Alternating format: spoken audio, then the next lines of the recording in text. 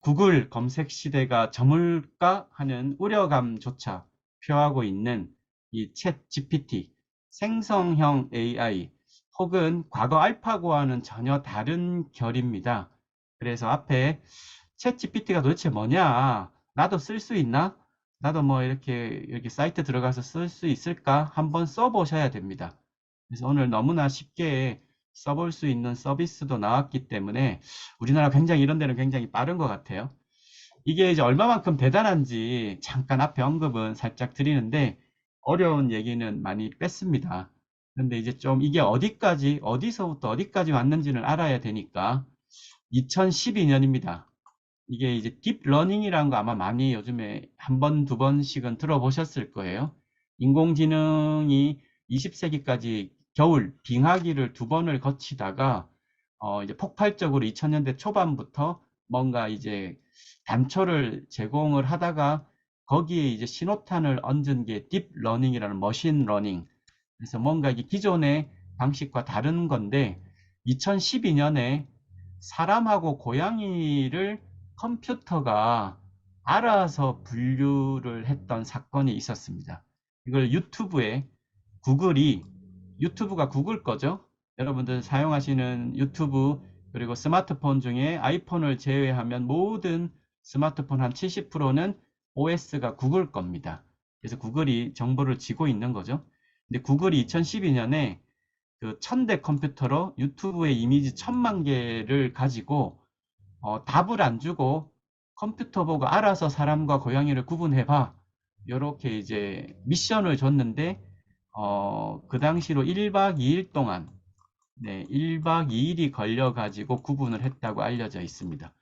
아니 사람은 딱 보면 사람인지 고양이인지 아는데 컴퓨터는 2012년에는 상당한 시간이 많이 걸렸다는 거예요. 그러던 게 2년 후에 어떤 일이 있었냐? 네, 2년 후에는 이렇게 여러분들이 그 스마트폰으로 사진을 예를 들면 이런 사진을 찍죠.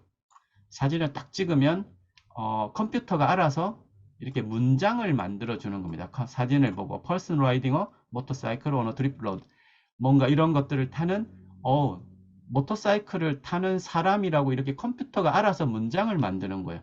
어떻게 만들었겠습니까? 이렇게 이런 구획을 정하겠죠. 이렇게 해가지고 픽셀을 엄청나게 이걸 다 자르고 색상을 체크하고 이런 형태를 체크하고 막 이렇게 해서 two dogs play in the grass 잔디밭을 뛰는 두 마리 이게 세 마리인데 약간 오류가 있었을 때는 이렇게 만들어내는 거예요. 그래서 이게 2년 후에 2014년도 그러니까 알파고가 있기 1년 전입니다. 이런 것까지 개발이 됐었습니다. 그 이후에 이제 알파고까지 나왔는데 지금은 이 챗GPT는 기존하고 결이 조금 다르다고 얘기하는 건 사실은 알파고가 2015년에 세상을 시끄럽게 했지만 바둑을 기반으로 그 이후에 이제 단백질 구조 분석하는 거 또 뭐 스타크래프트 게임 이런 특정 영역 분야에 들어갔지만 딱히 나하고 직접 관련은 없었어요. 그렇지 않습니까? 그게 이제 특정 분야에서의 AI였습니다. 근데 챗 GPT는 달라요. 챗 GPT 이렇게 하면 되죠.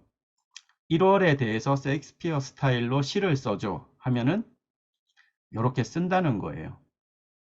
그러니까 질문을 하면 답을 주는데 어떤 질문에 대해서도 뭐 정확하게 알든 모르든 거기에 가장 최적화된 답을 준다. 이거는 사실은 범용 인공지능의 서막이다. 이제 이런 표현을 씁니다. 범용 인공지능. 네. 분야와 관련 없이 대화, 채팅이라는 거는 굉장히 일상의 환경으로 기술이 들어온 건데, 그래서 실제 제가 한번 이게 실제 사이트입니다. 챗 GPT 사이트가 이제 실제 화면이에요. 이렇게 들어가서 어, 질문을 하면 뭐 이렇게 실제 질문을 하면 할 수 있습니다. 챗 GPT가 일반 그 채팅하고 다른 게 뭐냐? 네, 기술적으로 다르다. 네, 일반적인 것은 특정 질문에 대해서 하는 건데, 네, 챗 GPT는 인간의 언어를 처리하는데 범용 질문에 대해서 한다. 이게 이제 기본 차이인데요.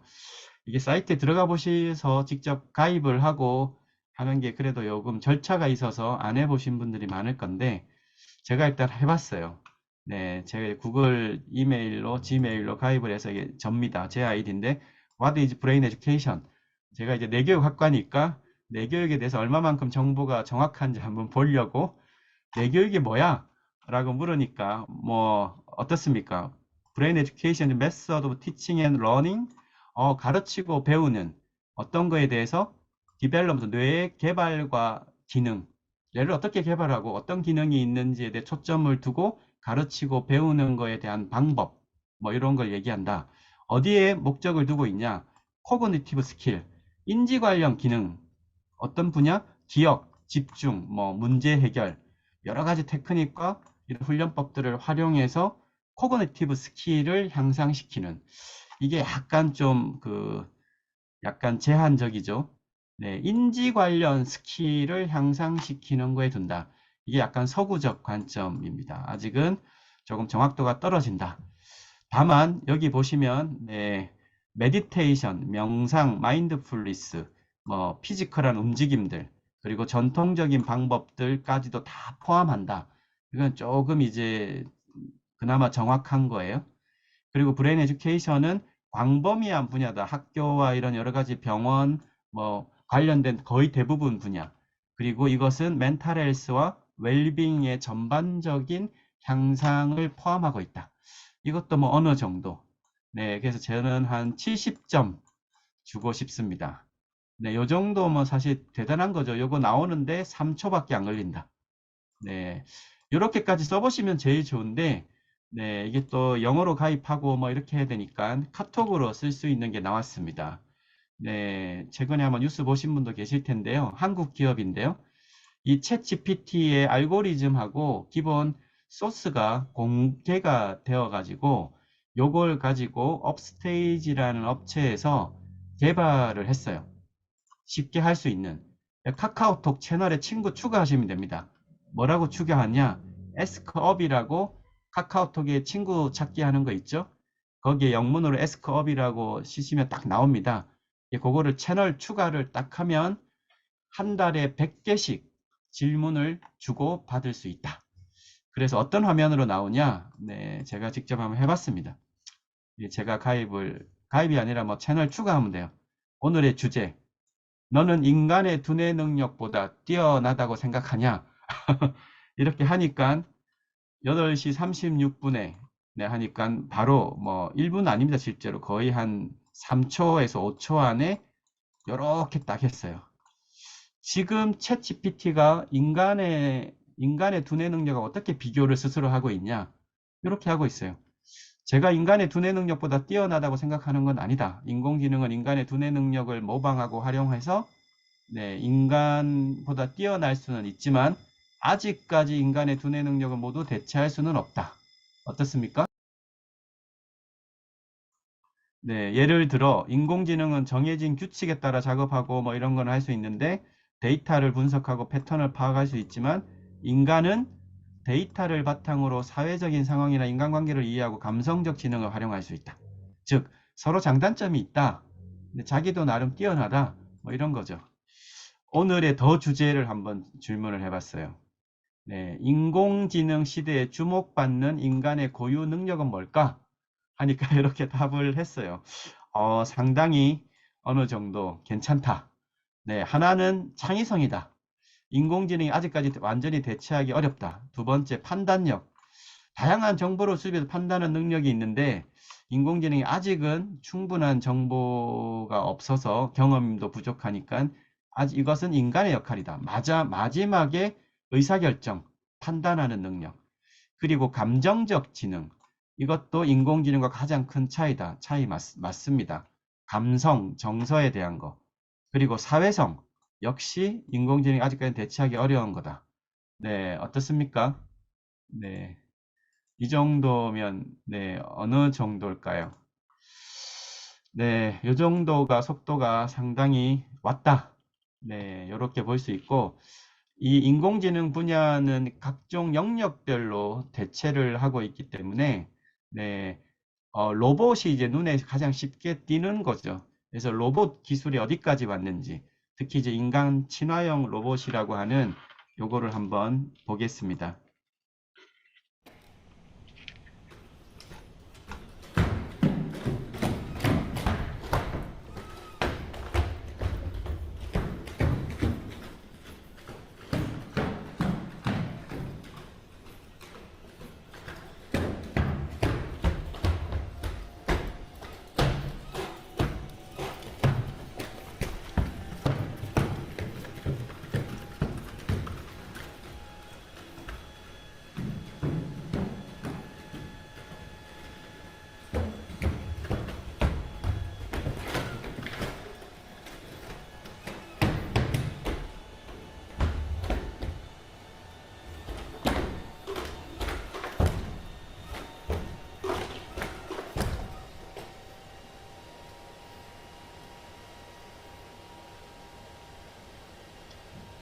어떻습니까? 이 로봇 회사의 주인은 보스턴 다이나믹스라는 회사인데 미국 회사였는데요. 저 이후에 이제 일본 소프트뱅크에 인수가 되었다가 몇 년 전에 현대자동차가 인수를 했습니다. 우리나라 기업이에요. 한국이 요즘에 잘 나가죠. 자, 그리고 이제 조금 더 피부로 와닿을 수 있는 AI 기술의 접목, 이 채용 시장인데 최근에 아마 집에 혹시 그 취업 준비를 하는 주변의 분들이 있으면 아마 얘기를 좀 들으셨을 텐데요. 요즘에 스펙 중심 평가가 상당히 막을 내리면서 역량 중심 평가로 변화하고 있습니다. 이게 특히 우리나라 실리콘밸리라고 하는 판교, 경기도 판교를 중심으로 하는 아주 유명한 웬만한 IT 기업들이 이 방식을 채택을 많이 하고 있는데 학벌, 학점 이런 거 잘 안 본다는 거예요. 그런데 어떻게 하냐? 그럼 인간의 역량을 어떻게 평가하냐? 뇌과학, 생물학, 심리학, 인지과학 이런 뇌를 중심으로 하는 방대한 영역을 기반으로 이렇게 화면에서 지금 보시는 이 화면입니다. 약 1시간에서 1시간 반 동안 그냥 집에서 들어오시는 거예요. 집에서 이렇게 화상 켜고 들어와서 여기에서 계속 질의응답을 하거나 게임도 하고 이렇게 하면서 눈동자의 떨림, 뭐 언어의 부정적 언어와 긍정적 언어의 사용 패턴, 그리고 비슷한 질문인데 앞에서는 A라고 답을 했는데 뒤에서는 B라고 답을 한다. 또 음성의 떨림, 이런 비전, 이런 것들을 다 안면 인식, 이런 것들을 총 해서 역량을 평가하는 겁니다. 이게 이제 요즘에 AI 채용 솔루션, 뭐 상당히 뜨거운 감자가 되었어요. 한지 벌써 2016년부터 한 6, 7년이 되었고요. 국내 300인 이상 기업 중에 약 700개, 뭐 한참 많습니다. 그래서 카카오, 뭐 현대차 이런 대기업 군에서도 일부의 채용을 이런 걸로 활용하고 있다. 지금 초등학생 나이가 앞으로 취업을 하게 되면 어떻게 바뀔까요? 앞으로는 스펙으로 자체가 그 사람의 능력을 평가하는 시대는 지났다는 거예요.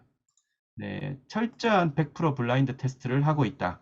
지금 상당수의 IT 기업들이. 왜냐? 특정 대학을 나와서 학점, 학벌 이것이 역량하고 이꼴이 안 되더라는 거죠. 앞으로는 상당히 많이 바뀔 거다. 그래서 과연 지금 우리가 주목해야 될 것은 어떤 것이냐? 인공지능에게 지금 상당히 많이 넘기고 있는데요. 이거는 이제 유네스코가 2018년도에 프랑스의 이 연구소와 공동으로 리서치를 한 겁니다. 의사결정 이런 것도 넘기고 있는데 앞으로 어떻게 해야 되느냐에 대한 질문인 거죠.